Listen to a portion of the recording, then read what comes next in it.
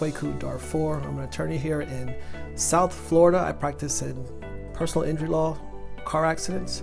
My office is in Fort Lauderdale, and I practice all over the state of Florida. Today, I wanted to discuss the 5 easiest way to increase your settlement value of your injury claim. Okay, there's 5 things that you want to keep in mind, and you want to stay tuned to the end because I'm going to give you a bonus. But the first thing that you want to do is immediately start gathering evidence. Okay, if you're able to at the scene, you want to take photos of the vehicles, photos of both vehicles. You want to get the insurance information of the other party. You want to get the badge number of the police officer that showed up at the scene.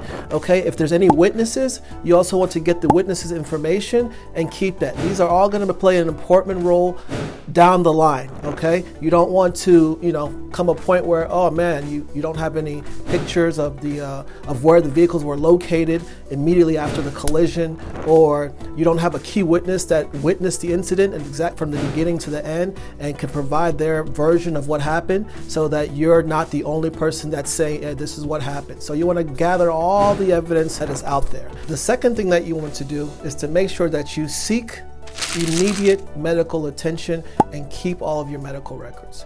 You do not want to delay your treatment because you think you feel okay. You want to make sure and get checked out.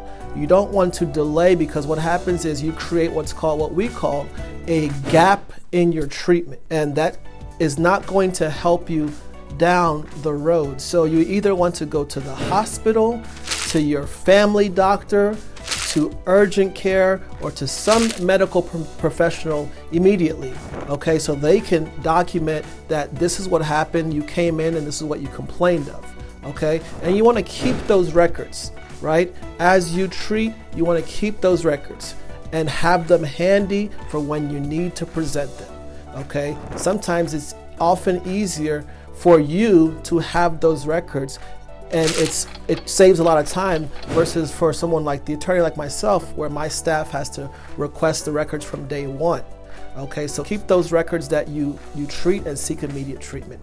The third thing that you want to make sure you do is to hire an experienced personal injury attorney.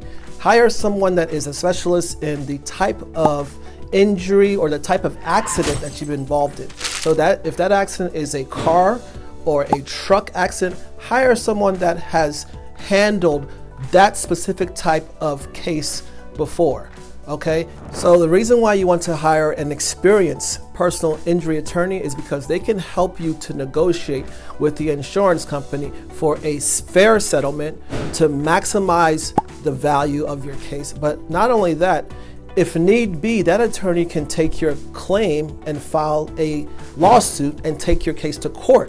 Okay, so the adjusters know that, right?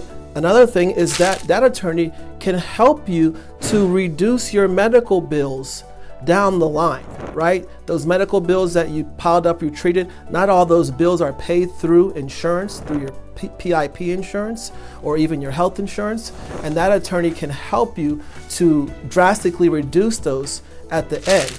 And that's an experienced attorney that routinely practices in that area, not another type of attorney, okay? The fourth thing that you want to do is you want to understand the value of your claim. You want to understand the injuries that you have, the type of injuries that you have.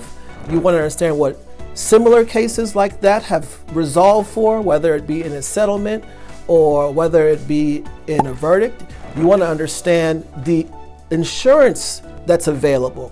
What are the limits of the policy of the insurance that's available? Okay, you want to understand your medical records. What does it mean, right? So those things, you want to understand what is going on, so you have a good idea, and you're not just relying solely on what your attorney tells you, but you're educating yourself. The fifth thing is you want to be prepared to negotiate. The first offer that you get from the insurance company is going to be a lowball offer. You don't want to take the first offer. You don't want to just take a lowball offer. Your claim has more value than that, and the insurance adjuster knows that. And so you want to be patient. They want to see how long can you go.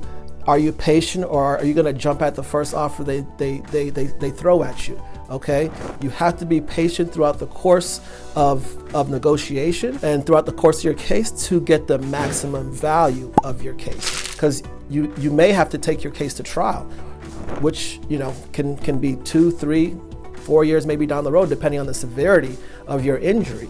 So you want to be patient. Some cases settle rather quickly in a few months, but others, depending on the severity of the case, take a little bit longer or much longer to settle.